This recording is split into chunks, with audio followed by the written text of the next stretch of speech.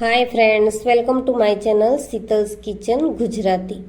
આજે આપણે બનાવીશું દૂધીના એકદમ સોફ્ટ પોચા એવા થેપલા. તો દૂધીના થેપલા આપણે કાયમ જ બનાવતા હોઈએ છીએ, પણ આજે હું જે રીતથી બનાવી રહી છું એ રીતથી જો તમે બનાવશો તો તમારા થેપલા એકદમ ખસ્તા અને સોફ્ટ એવા બનીને રેડી થશે. અને આ થેપલાની ખાસિયત એ છે કે આ થેપલા તમે ટ્રાવેલિંગમાં 3 થી 4 દિવસ સુધી પણ ખાઈ શકો એ રીતના બનશે. તો શરૂ કરીશું. દૂધીના થેપલા બનાવવા માટે અહીંયા મેં ઘઉંનો ઝીણો રોટલીનો લોટ લઈ લીધો છે. તો થેપલા બનાવવા માટે આપણે નોર્મલી જે લોટ વાપરતા હોઈએ છીએ રોટલીનો તે જ વાપરવાનો છે. સાથે મોવણ માટે 3 મોટી ચમચી જેટલું તેલ ઉમેર્યું છે. 1 મોટી ચમચી લાલ મરચું પાવડર, સ્વાદ પ્રમાણે મીઠું, અડધી ચમચી હળદર પાવડર ઉમેરીશું અને 1 ચમચી જેટલું આપણે જીરું ઉમેરવાનું છે. સાથે જ અડધી ચમચી જેટલી મેં અહીંયા લીલી વરિયાળી ઉમેરી છે. સાથે જ 1 ચમચી જેટલા સફેદ તલ. વરિયાળી અને તલનો ટેસ્ટ છે તે થેપલામાં ખૂબ જ સરસ લાગે છે.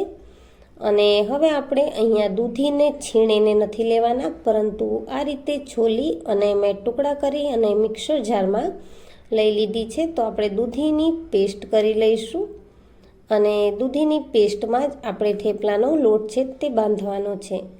દૂધીના ટુકડાની સાથે મેં 4 લીલા મરચાં અને 8 થી 10 લસણની કળીની પણ પેસ્ટ બનાવી લીધી છે.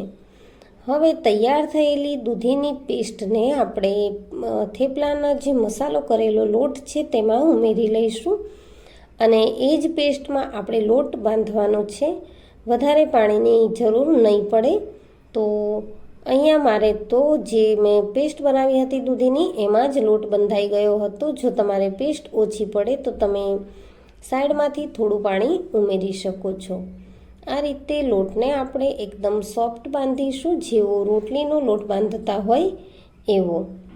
લોટ બંધાઈ ગયો છે અને હવે લોટને આપણે 20 મિનિટ જેવું સાઈડમાં રહેવા દઈશું, જેથી કરીને લોટ છે તે સારી રીતે સેટ થઈ જશે.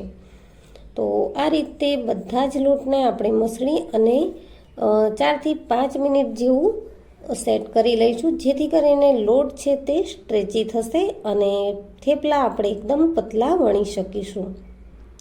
થેપલા વણવા માટે અહીંયા મેં રોટલીની સાઈઝના લુવા કરી લીધા છે. તમારે મોટું બનાવવું હોય તો તમે એ રીતે પણ બનાવી શકો છો, પરંતુ અહીંયા હું બને એટલા પતલા થેપલા બનાવીશ તો નાનું એવું લુવું લીધું છે. અને હવે આપણે થેપલાને રોટલીની જેટલું પતલું વણી લઈશું અટામણ લઈને. તો આ રીતે મેં બધા જ થેપલા બનાવી અને રેડી કરી લીધા છે. લોટને આપણે 10 મિનિટ જેવું મસળીશું તો લોટમાં એક સરસ સ્ટ્રેચીનેસ આવશે અને થેપલું આપણે વણતી સમયે એકદમ પતલું એવું વળી શકીશું. તો અમુક બાબતોનું ધ્યાન રાખશો તો થેપલા છે તે એકદમ સોફ્ટ અને ખસ્તા એવા બનીને રેડી થશે. તો અહીંયા મેં એકદમ પતલા એવા થેપલા વણીને રેડી કરી લીધા છે. હવે આપણે થેપલાને શેકી લઈશું. શેકવાની પણ એક અલગ રીત છે અને જો એ રીતથી તમે શેકશો તો એકદમ સોફ્ટ એવા થેપલા તમારા રહેશે. થેપલા શેકવા માટે અહીંયા તવો ગરમ થઈ ગયો છે અને તવા પર મેં થોડું તેલ લગાવી લીધું છે.